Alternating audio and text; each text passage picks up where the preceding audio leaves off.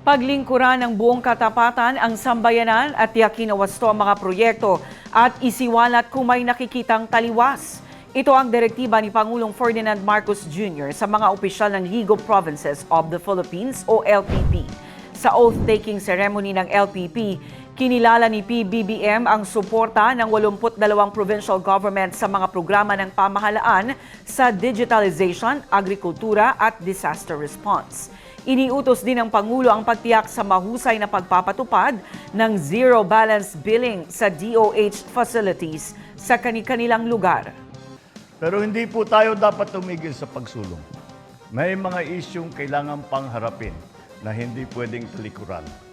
Lalong-lalo na ang mga bagong opisyal ng LPP. Ngayon, higit kailanman, kailangan ng bansang Pilipinas ang inyong pamumuno upang wakasan ang mga maling nakagisnan. Nagsimula pa lang ang laban at mahaba pa ang ating tatahakin. Umaasa ako na kasama namin kayo sa bawat hakbang, sa pagsusuri sa mga proyekto, sa pagsasaliwanag sa mga nakakukubli na kadliliman. Kaya't hinihikayat ko kayo, paglingkuran natin ng buong katapatan ng sambayanan.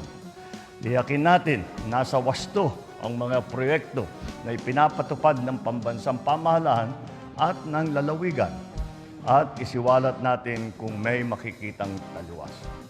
Kaya dahil ang pera ng sambayanan ay pera ng bayan, hindi sa pansariling interes. Umaasa rin ako na ang LPP ang siyang magbibigay daan upang higit pang bumilis at humusay ang serbisyo publiko.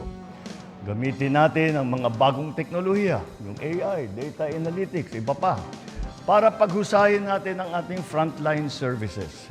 Nais ko rin banggitin na ipinapatupad na po natin ang ating zero balance billing. 78 DOH hospital na ang kasama. Sa ilalim ng programang ito, walang babayaran ng mga kababayan natin na nakakonfine sa basic o ward accommodation. Ang aking samo ay maging laganap din ito sa mga ospital sa ilalim ng lokal na pamahalaan, kung saan hindi kailangan maglabas ng pera ang mga naghihirap nating may sakit. Mga kapwang likod bayan, naririto tayo dahil pinagkakatiwalaan tayo ng taong bayan. Huwag po natin silang bibiguin. Para sa mga bagong opisyal ng LPP, magsisilbing gabay, magsisilbing boses, at higit sa lahat, magsilbi kayong konsensya. Sa paraang ito, maitatag natin ang bagong Pilipinas kung saan ang bawat Pilipino ay may pagkakataong umunlad.